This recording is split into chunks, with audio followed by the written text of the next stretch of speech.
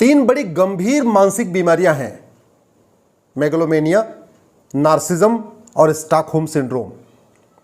सामान्यतः ये तीन मानसिक बीमारियां पॉलिटिशियंस को होती हैं, नेताओं को होती हैं, बुद्धिजीवियों को होती हैं, पत्रकारों को भी होती है। उनको लगता है एकदम सब कुछ उनको पता है, वो जो समझ रहे हैं वही अच्छा है, बाकी सब गड़बड़ है। याद रखिए, तीन बड़ी गंभीर मानसिक बीमारियां हैं, मेगलोमेनिया, नार्सिज्म और स्टॉकहोम सिंड्रोम। सामान्यतया ये पॉलिटिकल पार्टी के जो बड़े नेता उनको ये बीमारी रहती है, लेकिन ऐसे लग रहा है कि आजकल ये जजों को भी होना शुरू हो गया। मैं ये क्यों कह रहा हूं? मैं पिछले 6 महीने से मनीष कश्यप का केस ऑब्जर्व कर रहा हूं। तमिलनाडु में कुछ घटनाएं होती हैं, उस घटना के बाद खबरें छपती हैं, उसको 2 बड़े हिंदी के अखबार जो नेशनल अखबार हैं वो छापते हैं। उसी खबर के आधार पे मनीष कश्यप स्टोरी करते हैं। उसी खबर के आधार पे बिहार की विधानसभा में भी कुछ विधायक आवाज उठाते हैं। उसी खबर के आधार पे बिहार के एक पॉलिटिकल पार्टी के प्रमुख पप्पू यादव भी खबर उठाते हैं कि हाँ, तमिलनाडु में बिहारियों को मारा जा रहा है। याद रखिए, तमिलनाडु में बिहारियों को मारा जा रहा है, विधानसभा में ये बात कही गई, विधानसभा के बाहर पप्पू यादव ने भी बोला, 2 प्रमुख अखबारों ने इस बात को छापा और इसी बात पे मनीष कश्यप ने एक वीडियो बनाया। उस वीडियो के बाद तमिलनाडु में मनीष कश्यप के खिलाफ एफआईआर हो जाती है, बिहार में भी एफआईआर हो जाती है और तमिलनाडु की सरकार तो एनएसए लगा देती है, नेशनल सिक्योरिटी एक्ट लगा देती है। एक ही अपराध है वीडियो बनाने का। उसी वीडियो के आधार पे तमिलनाडु में भी एफआईआर, बिहार में भी एफआईआर, कई एफआईआर हो गए। जब कई एफआईआर हो गए तो मनीष कश्यप भागे सुप्रीम कोर्ट।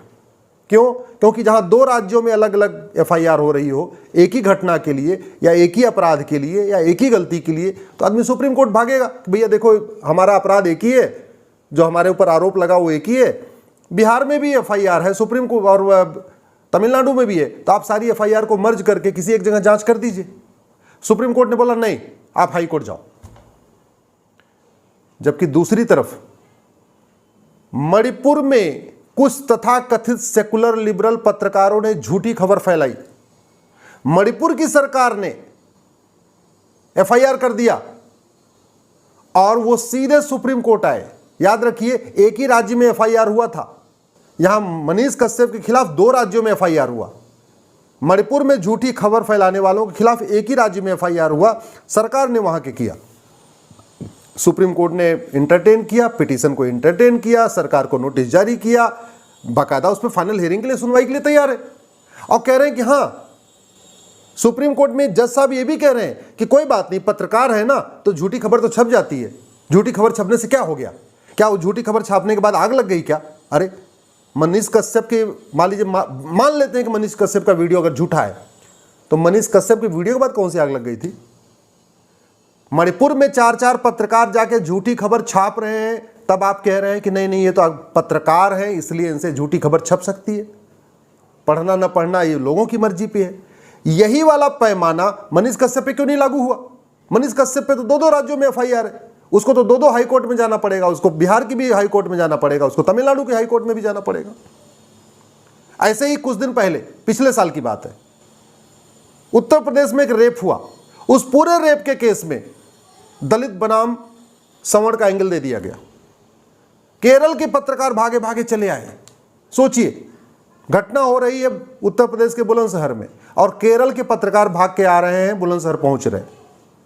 उत्तर प्रदेश की सरकार ने पकड़ा, मामला कोर्ट में आया तो करें नहीं नहीं, ये तो फ्रीडम ऑफ एक्सप्रेशन पे हमला हो गया, फ्रीडम ऑफ स्पीच पे हमला हो गया।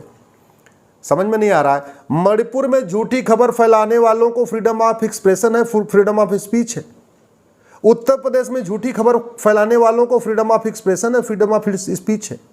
केवल इस देश में एक मनीष कश्यप ही बेचारा बचा हुआ है, जिसको न बोलने की आज़ादी, न सोचने की आज़ादी, न वीडियो बनाने की आज़ादी। और यही घटना अभी देखिए शुरू हो गया है। चाइना से पैसा लेने वाले चाइनीज पत्रकार देश के खिलाफ एजेंडा चला रहे थे, देश के खिलाफ वीडियो बना रहे, भरा पड़ा वीडियो, और कोई 1-2 करोड़ नहीं, लगभग 125 करोड़। इतना तो अभी जांच में आ चुका है, इतना तो जांच में आ चुका है कि न्यूज़ क्लिक ने इतना पैसा लिया है। अभी इनके रिश्तेदारों में कितना पैसा गया, ये जो चाइनीज पत्रकार है, इनकी पत्नी के नाम पे कितना पैसा गया, इनके बच्चों के नाम पे कितना पैसा गया, इनको घुमाने टहलाने में विदेश यात्रा पे कितना खर्च हुआ, इनके माता पिता के एनजीओ में कितना पैसा गया, बाकी तो अभी जांच का विषय हो, तो बाद में पता चलेगा। लेकिन नहीं, पूरी बिरादरी एक हो गई है। भैया ये तो पत्रकार, ये चाइना से पैसा ले लिया तो क्या हुआ, ये तो पत्रकारिता कर रहे। मतलब जो झूठ फैलाए वो पत्रकार, और जो झूठ को दिखाए उसके ऊपर रासूखा। मनीष कश्यप ने क्या किया था, टूटे हुए पुल को दिखाया ना, टूटी हुई सड़क को दिखाया ना, बिहार के बदहाली को दिखाया, फटेहाल सड़कों को दिखाया, बदहाल स्कूलों को दिखाया, बदहाल हॉस्पिटल को दिखाया। इसलिए वो जेल में रहेगा। और ये झूठी खबर फैलाने वाले लुटियन के लोग ये आराम से बाहर घूमते रहेंगे। अब समय आ गया है कि भारत की पुलिस व्यवस्था और न्यायिक व्यवस्था में पूरी कंप्लीट ओवरहालिंग किया जाए। पुलिस अभी बेलगाम है, पुलिस सत्ता की गुलाम है, क्योंकि 1861 का पुलिस एक्ट चल रहा है। जब तक 1860 का पुलिस इंडियन पिनल कोड खत्म नहीं होगा और भारत में one nation one penal code लागू नहीं होगा, तब तक ऐसे ही मनीष कश्यप जैसे लोगों को गिरफ्तार किया जाएगा। जब तक 1861 का पुलिस एक्ट खत्म नहीं होगा, एक मॉडर्न पुलिस एक्ट लागू नहीं होगा और one nation one police act लागू नहीं होगा, पुलिस चार्टर लागू नहीं होगा, पुलिस की जवाबदेही नहीं होगी कि आप अगर गलत एफआईआर करोगे तो आपके ऊपर कार्रवाई होगी। पुलिस की जिम्मेदारी नहीं है। पुलिस किसी में भी एफआईआर कर दे, किसी के खिलाफ कोई भी आरोप लगा दे, एनएसए लगा दे, यूएपीए लगा दे, गैंगस्टर एक्ट लगा दे, कुछ भी लगा दे, बाद में आप कोर्ट में लड़ते रहिए, अपनी सफाई पेश करते रहिए।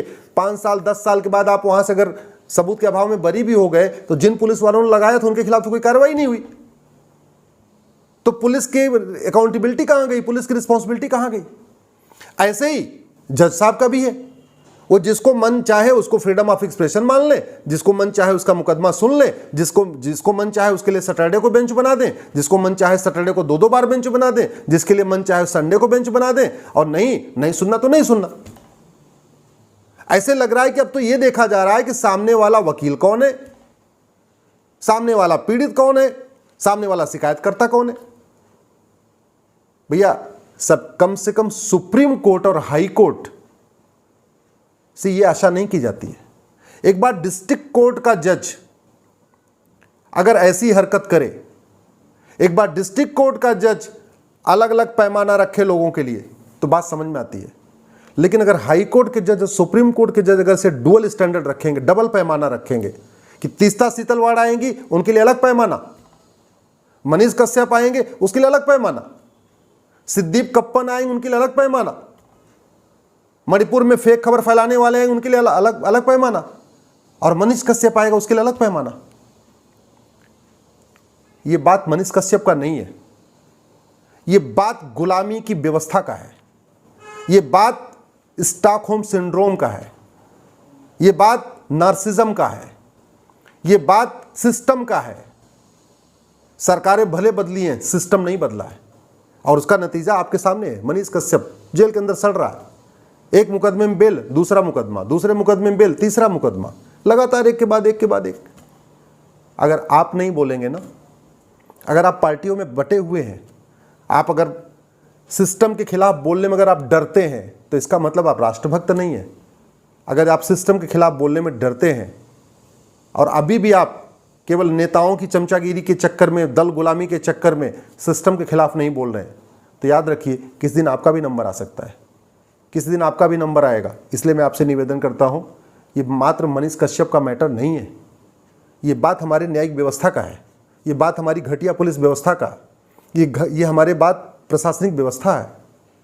जब तक ये गुलामी के कानून नहीं बदलेंगे, गुलामी का नियम नहीं बदलेगा, गुलामी की पुलिस व्यवस्था नहीं बदलेगी, गुलामी की जुडिशियल सिस्टम नहीं बदलेगा, गुलामी का एडमिनिस्ट्रेटिव सिस्टम नहीं बदलेगा, पुलिस चार्टर लागू नहीं होगा, जुडिशियल चार्टर लागू नहीं होगा, सिटीजन चार्टर नहीं लागू नहीं होगा, एडमिनिस्ट्रेटिव चार्टर लागू नहीं होगा, तब तक अगर कोई सच बोलेगा उसको जेल में ठूस दिया जाएगा, उसके खिलाफ एनएसए लगा दिया जाएगा। इसलिए मैं आपसे निवेदन करता हूं, इस विषय पे कम से कम पार्टियों से ऊपर उठिए, नेताओं की चमचागिरी छोड़िए और आवाज़ उठाइए। जय हिंद।